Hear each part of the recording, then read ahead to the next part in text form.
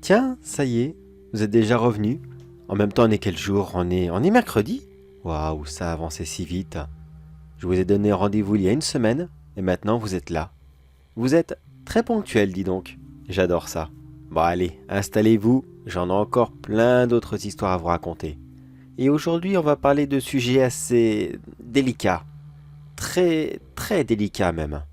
Mais vous allez voir que derrière les beaux décors, derrière les soi-disant beaux messages en mode non, il n'y a aucune différence, on est tous unis, main dans la main et on fait une petite ronde autour de la Terre. Il y a toujours des petites allusions. Enfin bref, vous allez voir. Connaissez-vous le dessin animé Bienvenue chez les Loud, produit par Nickelodeon, qui raconte l'histoire d'une famille américaine de 10 enfants, 9 filles et un garçon. Oui, celui-ci aussi j'y ai un peu travaillé, un petit peu, attention. Je ne suis pas vraiment rentré dans les gros détails. Disons que mes idées ont encore une fois de plus été rejetées. Bon, ça ne vous surprend plus, on a l'habitude, mais que voulez-vous, ça fait toujours très mal au bout d'un moment. Déjà, sachez pour info que j'étais complètement contre l'idée de mettre 10 enfants dans une famille. Attention, je ne vais pas me moquer des familles nombreuses, loin de là. Tout le monde a le droit de faire ce qu'il veut. Quand ils ont les moyens de gérer une aussi grande famille, je veux dire aussi bien temps libre que financier, bien sûr, pourquoi pas? S'ils aiment ça, il n'y a aucun souci. Mais on est d'accord qu'officiellement, une famille nombreuse, c'est à partir de 3 enfants. 10, c'est plus une famille nombreuse, c'est une équipe de foot. Et c'est là malheureusement que la série prend des aspects complètement ridicules. Et là aussi, je me suis dit non, mais les gars, arrêtez, abusez pas, les gens ils vont pas y croire. Car chacun de ces enfants ont une personnalité complètement différente des autres. Un petit génie, une gothique, une sportive, une fan de la mode, une bricoleuse. Non mais sérieusement, comment est-ce qu'elles ont pu acquérir des personnalités aussi différentes les unes des autres, alors que même leurs parents ne le sont pas? Là vous allez me dire qu'elles ont pu regarder des documentaires, lire des livres ou autre chose dans le genre. Oui d'accord, mais on ne les voit jamais faire de telles choses. Bon, je crois que je vais arrêter de donner mon avis sur cette série parce que on n'est pas là pour la flaguer, on est là pour raconter justement ce qui aurait dû se passer dedans, ce que le studio a refusé, alors que pourtant je l'avais si bien travaillé. Bon, je vous préviens tout de suite, cette idée était, comment dire, un peu à prendre avec des pincettes. Disons que dans ce scénario, qui devait se dérouler plusieurs années plus tard, les quelques différences qu'il y avait avec d'autres personnages, qui, dans la série, passent complètement inaperçus, devaient être mis en avant pour justement être soulignés et faire comprendre à la fin que non, personne n'est meilleur que les autres, tout le monde est égaux, qu'importe ce qu'on fait, qu'importe ce qu'on aime. Et là je me permets une petite pause pour souligner quelque chose qui n'est pas que pour lui bien sûr, mais autrefois, vous vous souvenez dans les vieux dessins animés, ceux des années 80-90, quand un personnage avait une différence et que tout le monde se moquait de lui, à la fin, il y avait toujours une bonne leçon de morale, et tout le monde comprenait que oui, en effet, ça reste un être humain comme les autres, et il ne faut pas le rabaisser pour ça. De nos jours, toutes les différences sont tout à fait communes, plus personne n'y porte attention, et on n'a plus aucun beau message à faire passer. Plus de leçons, rien du tout. Je ne dis pas que ce n'est pas bien, mais perso, je trouve ça plat. Vraiment, vraiment plat. Bon, j'arrête de tourner autour du sujet. Voici ce que j'avais à la base proposé au studio pour embellir et surtout bien terminer la série. Pour ceux qui connaissent déjà la série, vous devez sûrement savoir que le seul garçon de la famille, Lincoln, a un meilleur ami qui s'appelle Clyde, et qui lui est un enfant adopté, qui au lieu d'avoir un papa et une maman, possède 2 papas. Petite parenthèse pour les personnages des 2 papas, mais personnellement je les adore. Je trouve même qu'ils sont certainement les personnages les plus réalistes qu'on peut faire. Tous les jeunes pères se sont sûrement retrouvés dans la situation de « je dois m'occuper de mon enfant tout seul, mais oulala, je ne sais pas comment faire, au secours aidez-moi ». En général cela est très rigolo, mais alors avec 2 papas qui ne savent absolument pas comment faire, c'est à mourir de rire. Pour une fois que Nickelodeon faisait des personnages intéressants et surtout avec un vrai humour, c'est vraiment dommage qu'ils n'apparaissent pas plus souvent. Et comme je vous le disais plus tôt, dans le monde de Bienvenue chez les Loud, Il n'y a aucun problème vis-à-vis des deux papas. Bien sûr qu'il n'y en a pas, au contraire. Mais sérieusement, entre nous, est-ce que vous croyez vraiment que dans un monde comme cela, qui est censé représenter le nôtre, c'est-à-dire réaliste, car ce dessin animé n'est pas un cartoon, il se veut vraiment très réaliste, est-ce que vous croyez vraiment que comme ça, deux papas pourraient vivre ensemble, élever leur enfant, faire toutes les activités qu'ils font tous les jours, sans jamais avoir la moindre petite remarque? De jamais personne? Sérieusement? Dans mon scénario, il ne devait avoir qu'un seul personnage, qui était complètement contre à cette relation. Il s'agissait d'un camarade de classe, de Lincoln et de Clyde. Et celui-ci s'amusait à prendre un malin plaisir, à se moquer des deux papas, en utilisant des termes que je ne répéterai pas ici bien sûr. Et chaque jour était un nouveau lot de moqueries, avec des remarques parfois très obscènes. Les deux garçons ont grandi avec une haine constante contre leurs camarades de classe.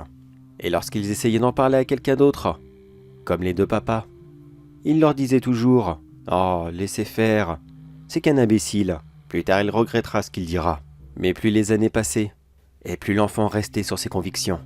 Les moqueries ne cessaient de s'accumuler. Mais avec son expérience et des pensées d'adulte, cela devenait de pire en pire, jusqu'à aller se moquer sur les réseaux sociaux, trafiquant des photos des deux papas, afin de les mettre dans des situations horribles, les balancer dans des groupes de conversation remplis d'autres personnes aussi débiles et horribles que lui. Les deux papas devenaient de véritables victimes sur Internet. Mais eux, ils n'en avaient que faire. Ils vivaient dans une petite ville. Il n'y avait aucune répercussion là-dessus. Ils avaient leur petit travail, leur petit train-train quotidien, et surtout leur fils, qu'ils aimaient énormément. Le reste, ça n'avait aucune importance. Ils étaient simples et heureux dans cette simplicité. Mais des années plus tard, tous les enfants avaient grandi. Lincoln et Clyde étaient devenus des adultes qui venaient de finir leurs études. Et ils avaient hâte de se lancer dans la vie professionnelle. Ils avaient continué à tout faire ensemble. Études, formation, stages. Ils étaient partis pour aller dans la même voie, essayer de postuler dans la même entreprise, afin de ne jamais se quitter comme deux vrais amis. Ils étaient même partis ensemble à l'étranger, afin de poursuivre leurs études. Mais lorsqu'ils sont rentrés chez eux, ils ont découvert avec horreur que ce sale morveux qui les avait pourris toute leur enfance avait eu un sacré coup de chance, avait simplement joué au loto et était devenu milliardaire. Avec son immense fortune, il s'est pris un malin plaisir à racheter toutes les entreprises de la ville, plus quelques autres petites villes aux alentours. Voulait-il investir? Non, pas du tout. Il était riche, l'argent ne l'intéressait plus. Ce qu'il voulait, c'était encore plus pourrir la vie de ceux qui l'avaient emmerdé à l'école. Il savait que la grande majorité de ses anciens camarades de classe étaient restés dans leur ville et s'étaient engagés dans des entreprises locales. En devenant le directeur, il était maintenant capable de changer les horaires, l'exigence des formations, le minimum de qualifications requises, et j'en passe. Oui, il en a profité à fond. Il a pourri tout ce qu'il pouvait pourrir, descendant tous ceux qui ne lui revenaient absolument pas physiquement. Tout le monde y avait passé. Il avait, comme dit l'expression, pris le melon, et avait passé du statut de simple petit citoyen à véritable dictateur. Lincoln et Clyde ont donc postulé dans l'entreprise qui leur avait fait toujours rêver. Ils ont très facilement eu le job. Ce qui les a un petit peu surpris, mais ils se sont dit « Bon ben, c'est notre jour de chance. » Oh, loin de là. Car à votre avis, qui avait validé leur entretien d'embauche? Eh oui, le fameux dictateur. Il voulait à tout prix que ses deux anciens camarades, ses deux têtes de Turc préférées, soient eux aussi sous son emprise, pour qu'il puisse en faire ce qu'il voulait. Et il ne s'en est pas privé. Dès les premiers jours, il a passé plusieurs fois à leur poste, afin de les rabaisser, en soi-disant leur rappelant le bon vieux temps, leur disant que « Hé, tu te rappelles quand je parlais de tes pères? Oh là là, qu'est-ce qu'on s'amusait, n'est-ce pas ?» Lincoln non plus n'y a pas échappé. Vous l'avez peut-être remarqué, mais l'une de ses sœurs a un petit penchant pour la jante féminine. Et dans cette continuité, elle a décidé de sortir avec des filles, et en a même épousé une. Maintenant, ce petit tyran avait une raison de se moquer des deux en même temps. Une immense joie, une joie si grande qu'il en hurlait de rire tous les jours chez lui, en se disant que sa vie était parfaite. Il avait une super maison, une super belle femme qui n'était qu'avide de fric, mais qu'il n'en avait que faire. du moment qu'elle était très performante là où il le fallait, si vous voyez ce que je veux dire. Et surtout, il avait son immense empire, qu'il pouvait mépriser et fouetter comme bon lui semble. Il était réellement au paradis. Mais toutes les bonnes choses ont une fin, n'est-ce pas? Un soir où le tyran rentrait chez lui, il se prit une petite envie d'aller faire une promenade nocturne, afin de peut-être croiser les éboueurs, l'un des rares services qu'il n'avait pas pu acheter, et qu'il prenait à mal à plaisir à ridiculiser en public, en faisant exprès de cracher des chewing-gums devant eux, et à jeter divers déchets sur leur passage, afin d'être sûr qu'il les ramasse à la main. Mais ce soir-là, alors qu'il avançait seul dans le noir, il entendit quelques bruits de pas derrière lui. Se sentant puissant et fier de lui, il se retourna et exigea de voir qui était là et qui le suivait comme ça. Mais aucune réponse. Il n'y avait que le noir complet pour l'accueillir. N'importe qui se serait méfié et aurait pris peut-être peur, mais lui non. Il ressentit une énorme colère, et il fonça en direction du bruit, en hurlant que ceux qui étaient là n'étaient que des lâches, qu'ils n'avaient pas de vous voyez quoi entre les jambes, et que s'ils étaient des vrais hommes, qu'ils sortent maintenant et qu'ils règlent ça. En arrivant à cet endroit, il ressentit une petite piqûre au niveau du cou. Il retira la seringue, et il comprit rapidement avant de s'évanouir qu'il venait de se faire tirer dessus, et qu'il était tombé dans un guet-apens. Lincoln et Clyde sortirent fièrement de leur cachette, heureux de voir que leur coup avait réussi, mais en même temps, c'était obligé. Ils le connaissaient par cœur. Ils savaient bien que faire un petit peu de bruit pour l'attirer serait largement suffisant pour le faire venir là où il le voulait. Il était si arrogant qu'il était incapable de voir le moindre petit danger, et cette arrogance finalement lui aura coûté extrêmement cher. Lorsque le tyran ouvrit les yeux, il était dans une petite barque, avec Lincoln et Clyde, qui étaient sagement là en train de la conduire. Il prenait direction de la haute mer, en simple ligne droite, son but précis. Il voulait juste s'éloigner le plus possible des côtes, et le plus rapidement. Le tyran essaya de se débattre, de hurler, mais il était solidement attaché, et bien bâillonné. Lorsque les deux amis remarquèrent qu'il était réveillé, Lincoln lui dit « Ah tiens, ça y est, te voilà, Morphée t'a lâché? Alors, tu apprécies la balade? C'est beau, n'est-ce pas? La mer, la lune, et rien du tout autour de nous. Personne, aucun de tes petits employés, à part nous deux bien sûr, n'est là pour venir t'aider. Alors qu'est-ce que tu vas faire maintenant? Tu vas nous insulter? Nous critiquer? Te moquer de nous? Encore une fois, comme tu l'as toujours fait?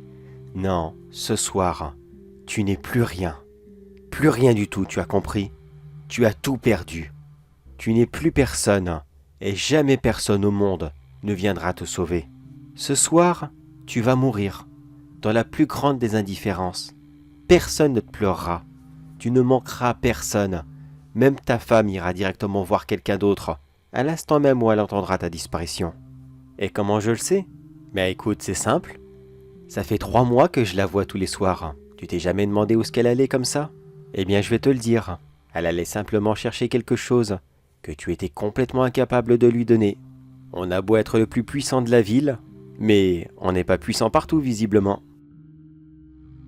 Puis quand il fut à bonne distance, Clyde arrêta le bateau. Il fit un geste à son ami afin de lui faire comprendre que c'était bon. Il pouvait s'en débarrasser dès maintenant. Les deux amis attrapèrent le tyran et commencèrent à le jeter par-dessus bord. Celui-ci se débatta de plus belle et ne cessait de hurler et de hurler.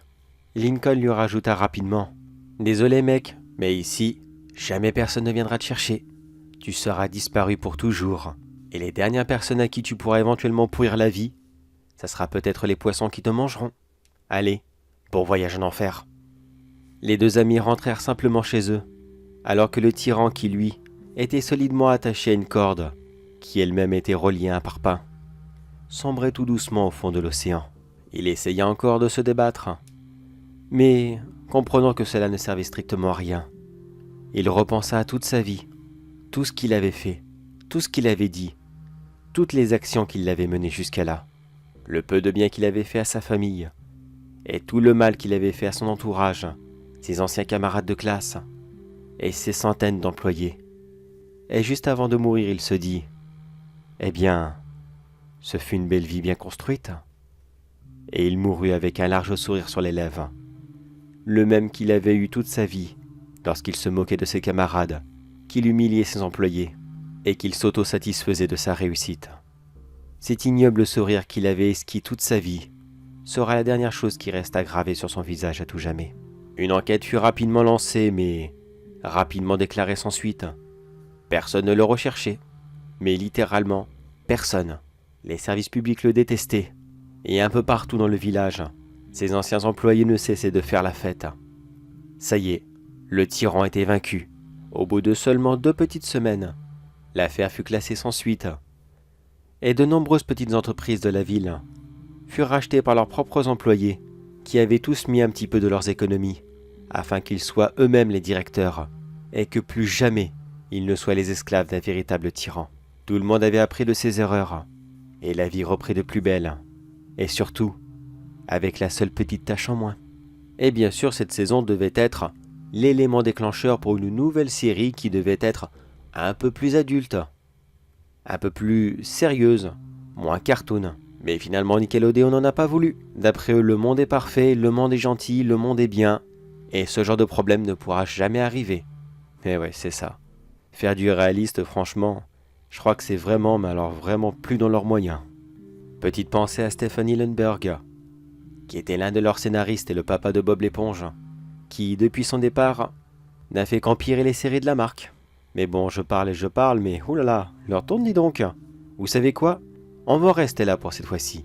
Je vais rester ici bien sagement, et je vous attends dès la semaine prochaine pour une nouvelle anecdote, car croyez-moi que j'en ai encore plein, mais alors vraiment, vraiment plein à vous raconter.